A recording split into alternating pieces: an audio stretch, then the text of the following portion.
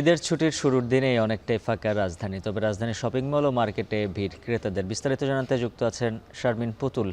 পুতুল, জানাবেন কেমন জমলো ঈদ কেনাকাটা, আর শেষ সময় এসে কি বলছেন বিক্রেতারা?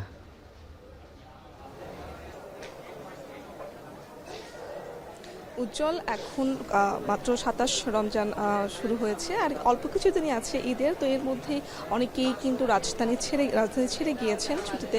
আর তার মধ্যে ঈদ শপিং যারা করতে চান শেষ মুহূর্তে, সেখানে কিন্তু বিক্রেতারা বলছেন যে এই মুহূর্তে রাজধানী ছেড়ে যাওয়াতে কিন্তু যারা ক্রেতা সমাগম কিন্তু একটু কমই রয়েছে।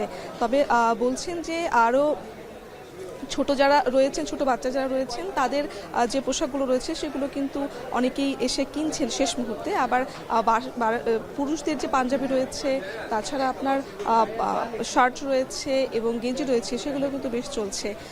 আবার মহিলাদের যে জুতা রয়েছে, সেই দোকানগুলোতেও কিন্তু আমরা দেখেছি যে পোশাক যত সবখানে কেনা হয়ে গেলেও এখনও কিন্তু জুতার দোকানগুলোতে আমরা একটু ভিড় দেখেছি তুলনামূলক অন্যান্য দোকানগুলোর থেকে।